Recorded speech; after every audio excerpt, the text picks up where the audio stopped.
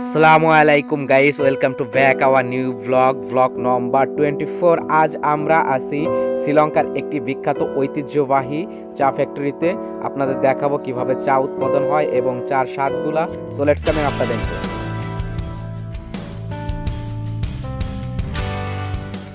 So guys, inter পরে ফিরে আসলাম। এখন আমি আছি টি ফ্যাক্টরিতে।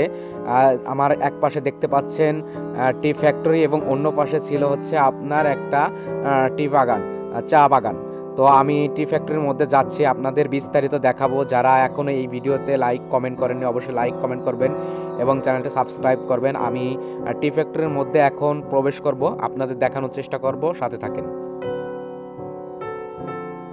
দেখতে পাচ্ছেন আমি টি ফ্যাক্টরি রিসিপশনে এসে পৌঁছেছি।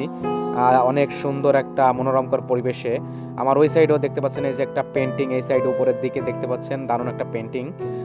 তো আমি একটু দেখানোর চেষ্টা করতেছি, আপনাদের একটু সাথে থাকেন। তো আমি একটু সামনের দিকে হেঁটে হেঁটে যাচ্ছি। অনেক ফরেনার আসছে, শুধু আমি না, এই দেশের ফরেনার মানে হচ্ছে ইংল্যান্ড থেকে, অন্য অন্য রাষ্ট্র থেকে, রাশিয়া থেকে অনেক আসছে। দেখছেন এই যে টি চার বস্তাগুলো, এই প্রতিটা বস্তার মধ্যে চা আছে, দেখতে পাচ্ছেন।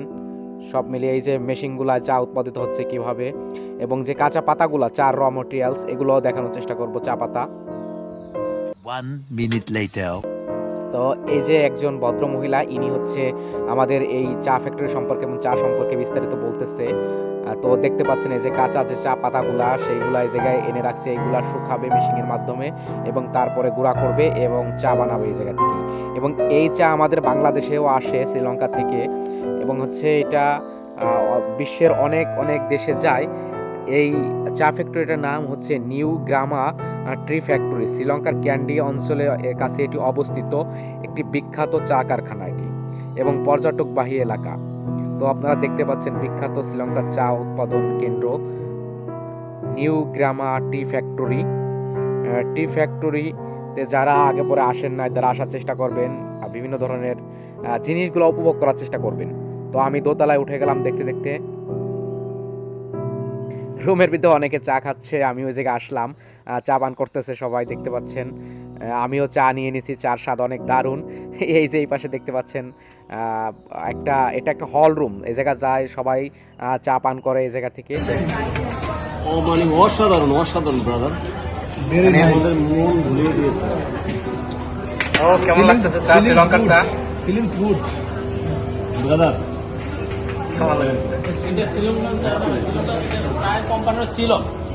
শ্রীলঙ্কা কোম্পানি।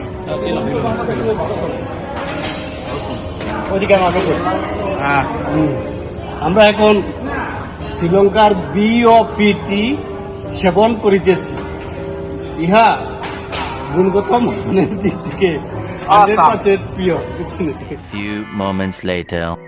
তো গাইজ দেখলেন সবাই চা খাচ্ছিল, আমি একটু রিভিউ নিলাম। আর এই যে দেখতে পাচ্ছেন বিভিন্ন ধরনের চা কালার চাগুলা আছে এবং চা পাতিগুলা নিচে দেওয়া আছে এবং ড্রিঙ্কস আকারেও আছে চাগুলা, দেখতে পাচ্ছেন। এবং নিচে অনেক সুন্দর সুন্দর চা দানি আছে। তো সব মিলিয়ে আমরা ভিজিট করলাম।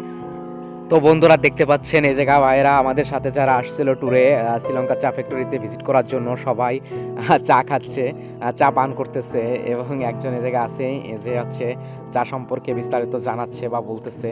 তো সব মিলিয়ে আলহামদুলিল্লাহ, আল্লাহর অশেষ রহমত যে আমরা চা যে কত ধরনের হতে পারে বা চার যে ফ্লেভারগুলা কম বেশি অনেক দামি দামি, বিশ্বের সব থেকে দামি যে চাগুলা, এইগুলোও কম বেশি ট্রাই করছি, পান 5 করছি। minutes later.